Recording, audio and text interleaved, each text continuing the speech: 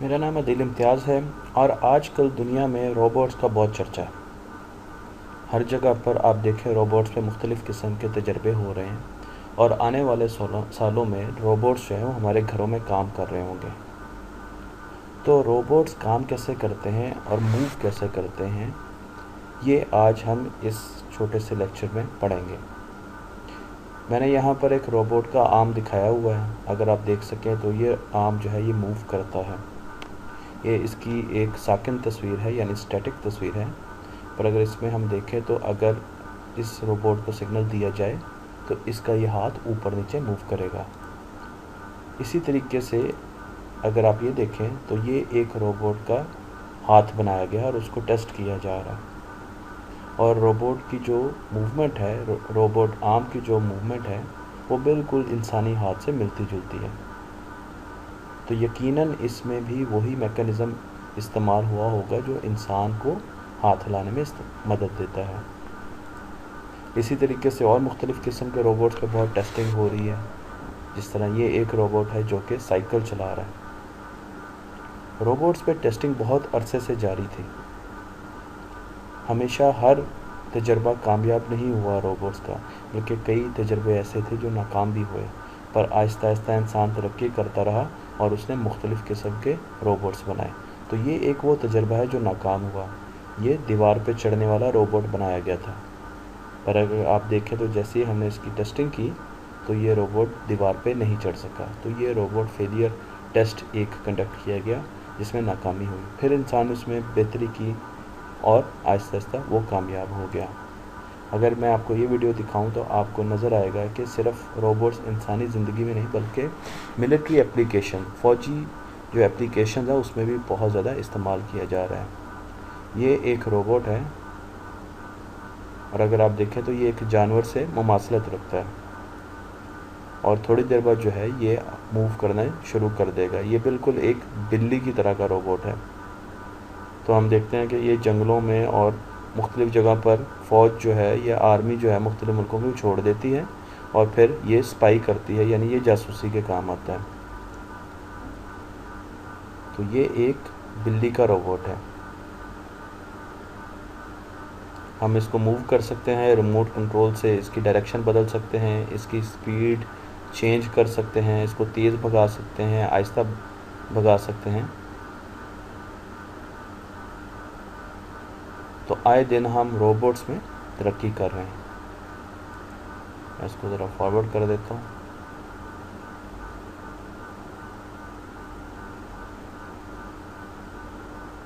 यह हमें slow motion में दिखाया गया तो ये बिल्कुल ऐसे लगता है जैसे कि एक जानवर जो है, 4 टांगों वाला जानवर या बिल्ली जो है वो मूव कर रही है, वो भाग रही है।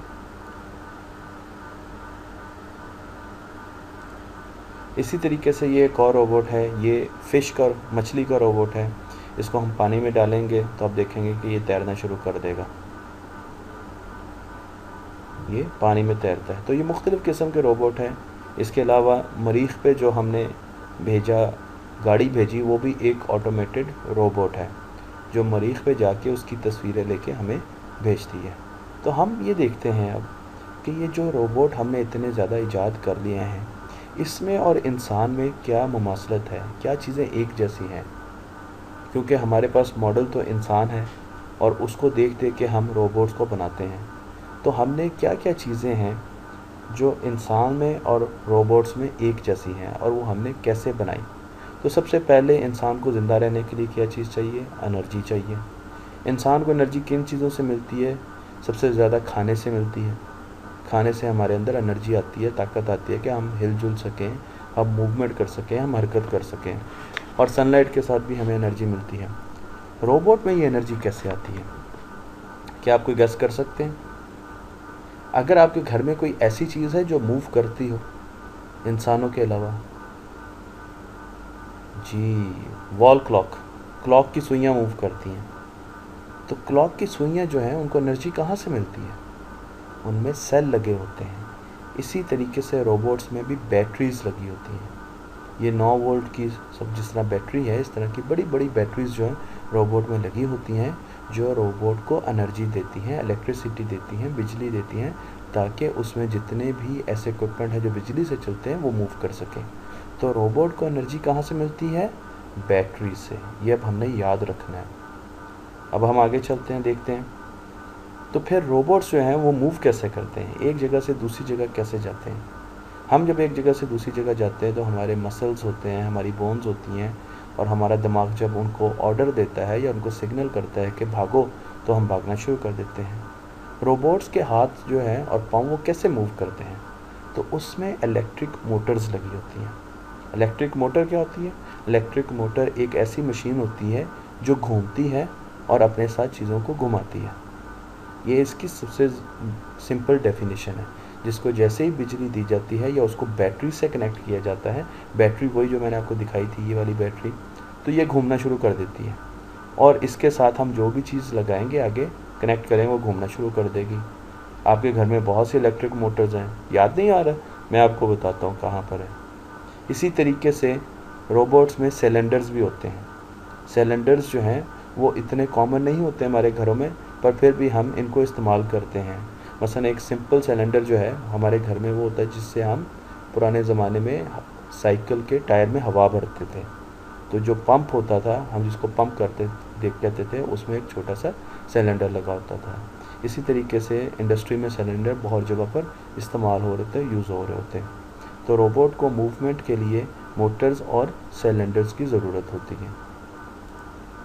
अगर मैं आपको दिखाऊं, ये एक छोटी सी एक्टिविटी है जो आपने करके देखनी है। आपने बैटरीज जो है वो एक्सप्लोर करनी है। आपके घर में अगर कोई पुरानी गाड़ी है जो कि सेल पे चलती थी, यानी जो घूमती थी और चलती थी, और आप उसको अगर खोलें और उसको देखें तो आपको उसके सेल्स जो हैं वो नज़र आएंगे, उसकी सेल वाली जगह नज़र आएगी और सेल भी नज़र आएगी। इसी तरीके से अगर आपके पास गाड़ी नहीं है तो आप वॉल क्लॉक को खोल के देख सकते हैं, वहाँ पर भी आपको सेल नज़र आएंगे। टीवी के रिमोट में भी आपको सेल नज़र आएंगे। तो आपने ये देखना है कि आपके घर में कितनी ऐसी चीज़ें हैं जो सेल्स पे चलती हैं, जो बैटरीज पे चलती हैं। तो इस एक्टिविटी में आपने क्या करना है, आपने ये देखना है कि आपके घर में कितनी ऐसी चीज़ें हैं जो सेल्स पे चलती हैं। और स्पेशली एक खिलौना जो मूव करता है, हिलने वाला खिलौना जो होता है अमूमन, उसमें सेल होते हैं जो खुद ब खुद हिलता है। तो आपने उसकी खोल के उसको देखना है कि उसमें सेल्स कहाँ, यह आपकी एक्टिविटी है। तो अगर हम ये देखें तो ये हमारे पास एक गाड़ी जो है, उसके एक छोटी सी गाड़ी कह लें या टायर्स हैं उसके। अब ये टायर्स खुद ब खुद मूव करते हैं। तो आपके ख्याल में इस गाड़ी को अगर हम खोलेंगे तो क्या चीज़ें बाहर निकलेंगी? बैटरी, बिल्कुल बैटरी बाहर निकलनी चाहिए। ये वो वायर्स हैं जो बैटरी के साथ हैं। ये कार का पूरा हिस्सा नहीं है, ये कार का कुछ हिस्सा है, बिल्कुल। और यहाँ पर क्या लगा होगा जो इन टायर्स को घुमा रहा होगा गोल गोल? हमने क्या सुना था, गोल गोल घुमाने वाली चीज़ क्या होती है? मोटर होती है। तो अगर आप ये देखें तो ये एक मोटर लगी हुई है, इसके साथ ये दो तारें हैं, केबल्स हैं। ये केबल्स जो हैं बैटरी के गाड़ी के उस हिस्से में जाती होंगी जहाँ पर सेल लगे हुए हैं। तो ये सेल के साथ कनेक्ट होती होंगी, और फिर ये मोटर जो है जैसे इसको सेल से एनर्जी मिलती होगी, इलेक्ट्रिसिटी मिलती होगी, तो ये घूमना शुरू हो जाती हैं। इसके आगे हमारे पास ये गियर लगे हुए हैं, छोटे छोटे गियर होते हैं, ये खुद ब खुद घूमते हैं। और यहाँ पर पहिए जो हैं उसके जो टायर्स थे वो लगे हुए थे और वो घूमना शुरू हो जाते हैं। तो इनको कौन घुमाती है?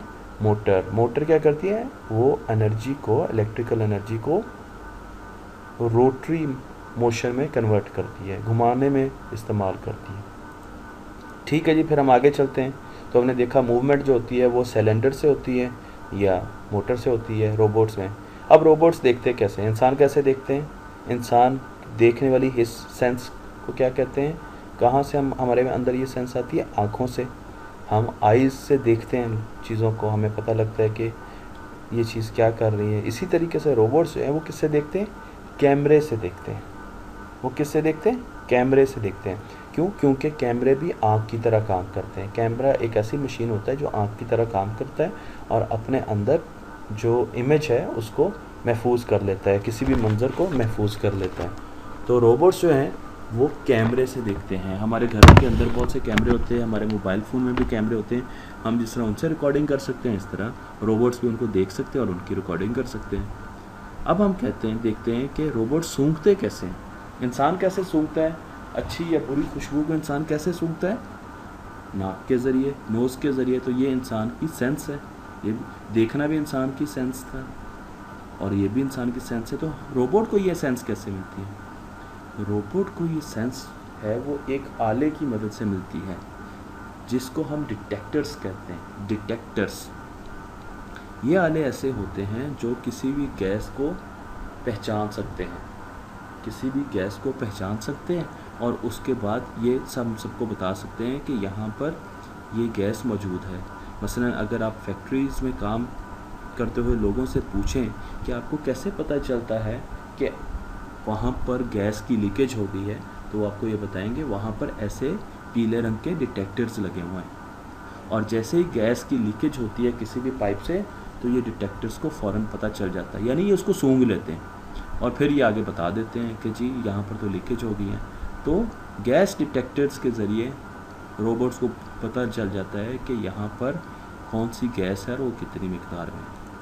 अब हम करते हैं, देखते हैं कि सुनने की जो समात की कुव्वत है वो रोबोट्स में कैसे आती है। रोबोट सुन कैसे सकते हैं? हम कैसे सुनते हैं? कान के ज़रिए, बिल्कुल, हम कानों के ज़रिए सुनते हैं। तो रोबोट्स जो हैं उनके पास ऑडियो रिकॉर्डर होते हैं। कभी आपने अपनी जो स्पीच है या अपनी आवाज़ रिकॉर्ड की है मोबाइल फ़ोन में, कंप्यूटर में, ऑडियो रिकॉर्डर में? अगर आपने नहीं की तो आप इसको एज ए एक्टिविटी लें और इसको ज़रूर करें। पर मेरे पास एक ऑडियो रिकॉर्डर था जिसमें मैं अपने सारे लेक्चर्स जो हैं, जो क्लास में जाता था तो मैं वो ऑन कर देता था, तो मेरे टीचर जो भी बोलते थे वो सारा का सारा इसके अंदर रिकॉर्ड हो जाता था और फिर मैं आके सुन के और अपनी तैयारी कर लेता था। तो ऑडियो रिकॉर्डर्स जो हैं उनके ज़रिए रिकॉर्डिंग करते हैं रोबोट्स हमारी आवाज़ को। जिस तरह हमारे कान सुनते हैं इस तरह इनके रोबोट्स में ऑडियो डिटेक्टर्स या ऑडियो रिकॉर्डर्स लगे होते हैं। अब इंसान कैसे बोलता है और रोबोट्स कैसे बोलता है? बड़ा सिंपल है, आपको पता चल जाएगा तस्वीरें देख के। इंसान हमेशा मुंह से बोलता है, बातचीत करता है। रोबोट्स कैसे बोलते हैं? रोबोट्स जो हैं वो स्पीकर से बोलते हैं, स्पीकर से। तो अगर आपने देखा हो तो आपके डेक में, आपकी टेप पे भी तो स्पीकर लगे होते हैं ना, जिनसे हमें मुख्तलिफ़ किस्म की आवाज़ आ रही होती है। तो इसी तरीके से रोबोट्स जब बोलते हैं तो वो स्पीकर्स लगे होते हैं उनके अंदर और वहाँ से हमें उनकी आवाज़ जो है वो सुनाई देती है। अब इंसान के पास एक जो सेंस होती है, हमने सुनने की सेंस भी देखी, सूंघने की सेंस भी देखी, हमने देखने की सेंस भी देखी, फिर उसके बाद अब आ गई टच की सेंस, यानी इंसान किसी चीज़ को हाथ लगा सकता है, इंसान हाथ लगा सकता है, छू सकता है। रोबोट्स ये कैसे कर सकता है? रोबोट्स में टच सेंसर्स होते हैं, छोटे छोटे ये सेंसर्स होते हैं, अगर इनको कोई भी हाथ लगाए या छुए तो रोबोट को फ़ौरन पता लग जाता है। ये सेंसर्स जो हैं ये भी हमारे बड़ी जगह पर इस्तेमाल हो रहे होते हैं। कई मरतबा आपने जाते हुए देखा होगा कि लोग ऑफिस में जाते हैं तो वो अंगूठा लगाते हैं और उसके बाद फिर आगे जाते हैं। तो टच सेंसर्स जो हैं वो कई शक्लों में कई जगह पर इस्तेमाल होते हैं। तो ये एक छोटा सा कार्ड है और इसकी मदद से रोबोट जो है वो वो ये महसूस कर सकता है कि उसको किसी ने हाथ लगाया या उसको किसी ने टच किया। अब हम ये देखते हैं कि रोबोट में, वो तो हमने देखा था कि रोबोट में हिस्से कौन सी होती हैं, सेंसेस कौन सी होती हैं। इंसान में 5 सेंसेस हैं, हमने रोबोट की भी 5 सेंसेस देखी कि कैसे आती हैं। अब हम सेंसेस से ज़रा बाहर जाते हैं और देखते हैं कि इंसान तो सोच समझ सकता है, उसको अल्लाह मियां ने दिमाग दिया जिसमें वो सोच समझ सकता है और वो देख सकता है कि इस सिचुएशन में, इस सूरत हाल में मैंने क्या फ़ैसला करना है। रोबोट के पास ये चीज़ कैसे आती है? इंसान को अगर कोई सामने से मारने के लिए आता है तो इंसान को पता है कि वो कहीं भाग सकता है, वो बच सकता है, वो उसको रोक सकता है। पर अगर रोबोट को कोई मारने के लिए आए तो क्या रोबोट के पास ये अकल होती है, ये जहन होता है? जी हाँ, बिल्कुल। रोबोट को जो भी चीज़ें हमने बताई होती हैं वो उसके इलेक्ट्रॉनिक कार्ड में छोटी छोटी चिप्स में महफूज होती हैं। ये एक चिप्स है, ये एक चिप है, ये एक छोटी सी चिप है। इसी तरह ये भी एक चिप है, ये भी एक चिप है। इसमें हम रोबोट के लिए इंस्ट्रक्शंस या हदायत डाल देते हैं। जो हदायत इंसानों ने इसके अंदर डाली होती हैं, रोबोट्स जो हैं वो उनको देखते हैं और उनको पता होता है कि हमने वैसा ही करना है। मसलन अगर आपने इसके अंदर एक हदायत डाली कि अगर आप लाल बत्ती देखें तो रुक जाएं ट्रैफिक में, तो रोबोट जैसे ही लाल लाइट देखेगा, रेड लाइट देखेगा, लाल बत्ती देखेगा, तो क्योंकि हमने उसके अंदर ये हदायत डाली है कि अब रुक जाना है तो वो रुक जाएगा। और अगर हमने उसके अंदर यह हदायत डाल दी कि नहीं अब आप तेज़ चलें, तो वो लाल बत्ती देख के तेज़ चलना शुरू हो जाएगा। तो सब जो रोबोट्स करते हैं वो सारा का सारा जो उनका हदायतनामा होता है या उनके जो इंस्ट्रक्शंस होती हैं वो इस चिप के अंदर महफूज होती हैं, जो कि उनके दिमाग का काम करता है, ये उनके दिमाग का काम करता है। तो दिमाग का काम क्या होता है? दिमाग का काम ये होता है कि वो सेंसेस से इनपुट लेता है और ये फिर चिप डिसाइड करती है और फिर आगे वो उस पर अमल करता है। अच्छा, ये रोबोट जो है इंसान का एक बॉडी का स्ट्रक्चर होता है। अगर आप इंसान को देखें तो इंसान के अंदर 207 हड्डियाँ होती हैं और 207 हड्डियाँ एक दूसरे से जुड़ी होती हैं। तो ये देखें हमारा ये पूरा एक हमारा स्केलेटन है, ये हमारा पूरा एक ढांचा है। तो हमारी बॉडी का एक प्रॉपर ढांचा होता है। अगर आप रोबोट्स को देखें तो रोबोट्स की बॉडी का भी ढांचा होता है। ये मुख्तलिफ रोबोट्स हैं, आप देखें इनके ढांचा जो है, इनके जो स्केलेटन है वो बड़ा इंसान से मिलता जुलता है। तो यानी क्योंकि हमने इनको डिज़ाइन किया है इसलिए हमने इनको अपने से मिलता जुलता बनाया। तो ये इंसान का स्केलेटन है ये, और ये रोबोट का स्केलेटन है, उसकी एक बॉडी फॉर्मेशन है। अच्छा जी, अब दोबारा उस तस्वीर पर आते हैं। इस तस्वीर को अब हम गौर से देखते हैं। अगर आप देखें तो ये रोबोट की फिंगर्स हैं और उन फिंगर्स पे छोटे छोटे अगर आप देखें तो आपको ये स्ट्रिंग्स नज़र आ रहे होंगे, धागे नज़र आ रहे होंगे। ये स्ट्रिंग्स किसके लिए होंगे? आपके ख्याल में ये स्ट्रिंग किस चीज़ के लिए होंगे? ये स्ट्रिंग्स इसलिए होते हैं कि अगर इन स्ट्रिंग्स को मैं खींचूं, पीछे की तरफ खींचा जाए तो रोबोट की उंगलियां जो है वो मूव करना शुरू कर देती हैं, वो हिलना। आपने कभी पुतली तमाशा देखा है? पुतली तमाशा में क्या होता है कि जो हमारे पास पुतलियाँ होती हैं उनके हाथों में रस्सियाँ बांधी होती हैं, जो ऊपर एक बंदा रस्सियाँ हिला रहा होता है और नीचे पुतलियाँ बिल्कुल वैसे ही मूव कर रही होती हैं। तो यहाँ पर वो जो हिलाने वाला है वो रोबोट का दिमाग है, रोबोट की वो चिप है जो मैंने आपको बताई थी। तो जैसे ही वो कमांड देती है, चिप कहती है कि हाथ को सीधा करो, तो यहाँ पर एक मोटर जो है वो चलना शुरू हो जाती है। ये जो स्ट्रिंग्स है ये खींचना शुरू हो जाते हैं, उसकी तरफ रोल होना शुरू हो जाते हैं और उसकी वजह से ये हिलना शुरू हो जाता है, हाथ जो है वो इसका हिलना शुरू हो जाता है। अगर हम देखें इंसानी जो हाथ देखें और स्पेशली अगर हम बुज़ुर्गों का हाथ देखें तो हमें नज़र आएगा कि ये स्ट्रिंग्स जो है वो हमारी उंगलियों में भी है। अगर आप ये देखें, ये छोटे छोटे छोटे छोटे जो स्ट्रिंग्स हैं ये हमारी उंगलियों में भी हैं। इनको हम क्या कहते हैं? इनको हम मसल्स कहते हैं। ये देखें यहाँ पर भी ये नज़र आ रहा है, मसल्स। ये मुख्तलिफ मसल्स होते हैं, ये जो स्ट्रिंग्स होते हैं ये मसल्स होते हैं और ये हमेशा हड्डी के साथ अटैच्ड होते हैं, किसी भी हड्डी के साथ, और जितनी भी मूवमेंट होती है वो इनको इनके खींचने या रिलैक्स करने की वजह से होती है। जैसे मैं आपको दिखाता हूँ, अगर हम ये देखें तो हमारी जो बॉडी है उसमें हड्डियाँ हैं, 207 हड्डियाँ। अच्छा, उनका एक फ्रेम है, फ्रेमवर्क है, उनका एक ढांचा है, ये सारा का सारा ढांचा है। अब इन हड्डियों को हमने हिलाना कैसे, ये हमारा सबसे अहम काम है। देखें, इन हड्डियों के साथ साथ आहिस्ता आहिस्ता इंसान के ऊपर, बॉडी के ऊपर गोश्त भी होता है।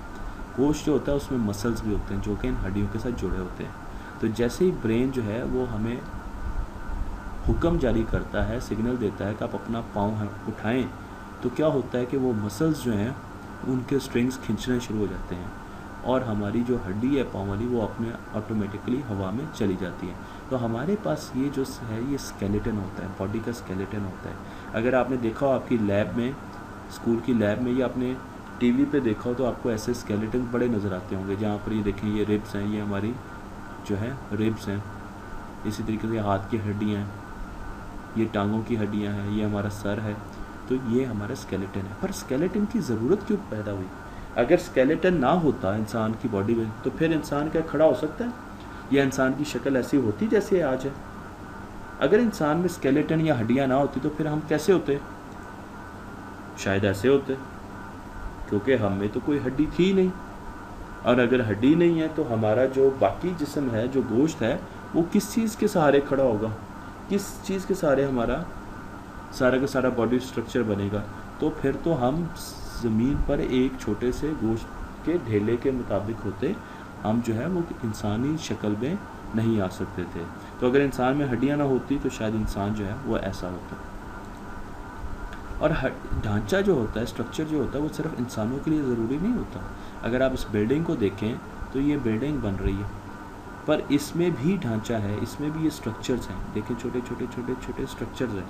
अगर आप किसी भी बनती हुई बिल्डिंग को देखें तो उसका एक स्ट्रक्चर होता है, और उसकी स्ट्रक्चर के अंदर ये पोल्स, या जिसको हम ये कहते हैं कि ये मेटल रॉड्स जो हैं, या ये जो मुख्तलिफ़ किस्म के मेटल्स की जो हमारे स्ट्रक्चर्स बने होते हैं, ये आपस में इनके जॉइंट्स हैं, ये जोड़ हैं इनके, और ये जोड़ फिक्स्ड हैं, हिल नहीं सकते।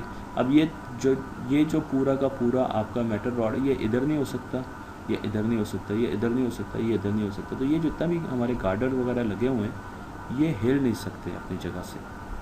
तो ये फिक्स्ड जॉइंट है, इसको हम कहते हैं ये पक्का जोड़ है, ये हिल नहीं सकता है। तो क्या इंसान में जो हमारी बिल्डिंग्स हैं, इनमें तो फिक्स्ड जॉइंट्स होते हैं, तो क्या इंसान में भी फिक्स्ड जॉइंट्स होते हैं? पर अगर हमें एक्सरे में, ये हमने एक्सरे की है हाथ का, तो अगर आप अपने जॉइंट्स देखें, ये सारे जॉइंट्स हैं, हाथ में देखें कितने जॉइंट्स हैं हमारे, जहाँ जहाँ आपको हड्डियों में गैप नज़र आ रहा है, ये जॉइंट्स हैं। पर हमारे जॉइंट्स तो फिक्स नहीं है, हमारे जॉइंट्स तो हिल सकते हैं। अगर आप अपने हाथ को हिला के देखें तो आप देखें कि कितने जॉइंट्स हैं आपके हाथ में, कितने जोड़ हैं, और वो सारे के सारे हिल सकते हैं, और उनके बीच में थोड़ा सा गैप भी है, बिल्कुल उस तरीके के फिक्स नहीं है।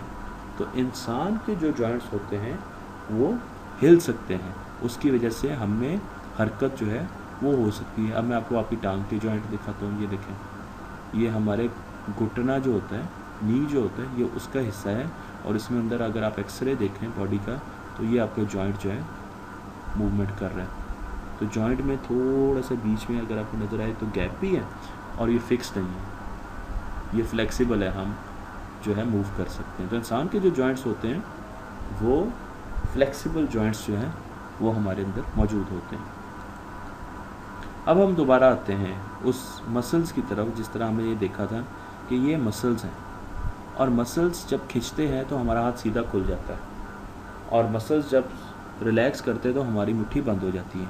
अब आप अपनी मुट्ठी को, अपने हाथ की मुट्ठी को बंद करके देखें पिछली साइड पर, यहाँ पर अपने हाथ की मुट्ठी को बंद करें और यहाँ पर देखें, तो क्या आपको यहाँ पर कोई चीज़ नज़र आ रही है? आपको हल्के हल्के अपने मसल्स नज़र आ रहे होंगे। पर अब हाथ को खोलें और आप देखें, ज़ोर से खोल के, और अब देखें तो आपको हर फिंगर के ऊपर, हर उंगली के ऊपर एक मसल, एक नाली सी नज़र आ रही होगी, ये आपके मसल्स हैं। तो जब आप मसल्स जो हैं उनमें तनाव आता है, वो स्ट्रेच करते हैं, तो आपका हाथ खुल जाता है, और जब मसल्स रिलैक्स करते हैं तो आपका हाथ बंद हो जाता है। और इनको तनाव कौन कहता है कि आप अब हाथ खुलना है या अब हाथ बंद होना है? मसल्स को ये चीज़ कौन बताता है? आपका दिमाग, आपका ब्रेन। ये छोटी सी एक्टिविटी है, ये आप अपनी क्लास में कर सकते हैं। आप स्ट्रॉ लें, उनमें छोटे छोटे टुकड़े बना दें जितनी आपकी उंगलियों में जॉइंट्स हैं, ये जॉइंट्स हैं, ठीक है जी, ये जॉइंट्स हैं। और फिर स्ट्रिंग्स लें और स्ट्रिंग्स को इनमें डाल के और यहाँ पर उनकी 2-3 गांठें बना के उनको मोटा करके टेप कर दें। अब आपने क्या करना है? स्ट्रिंग्स को अपनी तरफ खींचना है। तो जैसे आप स्ट्रिंग्स को अपनी तरफ या मसल्स को खींचेंगे तो ये हाथ सीधा हो जाएगा, देखो ऊपर को उठ जाएगा, और जैसे आप इसको रिलैक्स करेंगे तो ये नीचे की तरफ चला जाएगा। तो आपको पता लगेगा कि किस तरीके से जो स्ट्रिंग्स हैं या मसल्स हैं, अब इनको मैं मसल्स कहूँगा, हमारे जो मसल्स हैं वो किस तरीके से, जिनको हम उर्दू में पट्ठे कहते हैं, हमारे जो पट्ठे हैं वो किस तरीके से हमारी मूवमेंट्स जो है उनको कंट्रोल करते हैं। अब हम देखते हैं कि जो मुर्गी है इसकी टांग का मसल देखते हैं। हम इसको डायसेक्ट करते हैं, डायसेक्ट करके ये जनाब मुर्गी की टांग है, इसको अब डायसेक्ट किया गया है। अगर आप डायसेक्ट करके देखें, ये जो हमारी बॉडी का 40% वज़न होता है ना, ये मसल्स का होता है। ये जो गोश्त हम ज़्यादातर खाते हैं वो मसल्स का गोश्त होता है। तो मसल सिर्फ कोई ऐसी चीज़ नहीं है जो बड़ी, हम कहते हैं ये जो गोश्त है हमारा, ये भी मसल्स का गोश्त होता है। तो अगर मैं यहाँ पर देखूँ तो आप यहाँ पे देख सकते हैं कि हमने यहाँ पर इसका ऊपर वाला जो हिस्सा है गोश्त का वो ख़त्म कर दिया है, फ्लैश इसका काट लिया है, मीट का इसका।